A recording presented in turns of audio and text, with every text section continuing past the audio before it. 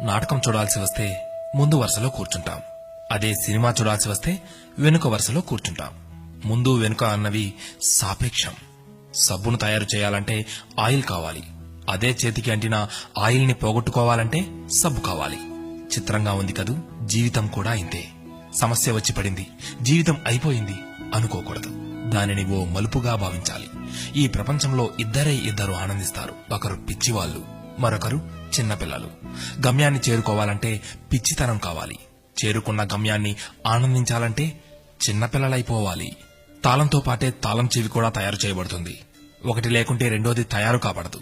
అలాగే పరిష్కారం లేకుండా సమస్య కూడా రాదు. తోటా కంటే శక్తివంతమైనది మాట. ఒక్క మాటతో సంబంధం తెంచేసుకోవచ్చు. ఒకే మాటతో లేని బంధాన్ని పెంచేసుకోవచ్చు కూడా. మనిషి సమాజంలో సూదిలా బ్రతకాలి కాని కత్తెరలా కాదు. సూది పని ఎప్పుడు జోడించడం మాత్రమే, కత్తెర పని ఎప్పుడు విడదీయడమే. అందరినీ కలుపుకుంటూ బ్రతకాలే గాని కత్తెరలా విడదీస్తూ కాదు. నిజాన్ని మార్చే శక్తి ఈ ప్రపంచంలో ఎవ్వరికీ లేదు.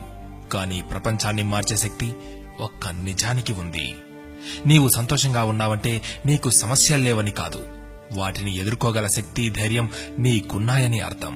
స్నేహితుడిని నీ దుఃఖ సమయంలోనూ, యోధుడిని యుద్ధంలోనూ, భార్యను పేదరికంలోనూ, గొప్ప వ్యక్తిని అతని వినయంలోనూ పరీక్షించాలి. చేసిన తప్పుకు క్షమాపణ అడిగినవాడు ధైర్యవంతుడు. ఎదుటి వారి తప్పును క్షమించగలిగిన వాడు బలవంతుడు. కష్టం అందరికీ శత్రువే, కాని కష్టాన్ని కూడా చిరునవ్వుతో స్వీకరిస్తే అది సుఖమై నిన్ను ప్రేమిస్తుంది. ఓటమి లేనివాడికి అనుభవం రాదు, అనుభవం లేనివాడికి జ్ఞానం రాదు. గెలిచినప్పుడు గెలుపును స్వీకరించు, ఓడినప్పుడు పాఠాన్ని స్వీకరించు. ఓడిపోయి విశ్రాంతి తీసుకుంటున్నప్పుడు ఆ ఓటమి నేర్పిన పాఠాన్ని చదువుకో. నీవే గెలుస్తావు. ఎవరికైనా ఉండేది రోజుకు 24 గంటలు మాత్రమే. గెలిచేవాడు ఆ 24 గంటలు కష్టపడుతుంటాడు. ఓడేవాడు ఆ 24 గంటలు ఎలా కష్టపడాలా అని ఆలోచిస్తుంటాడు. అంతే తేడా.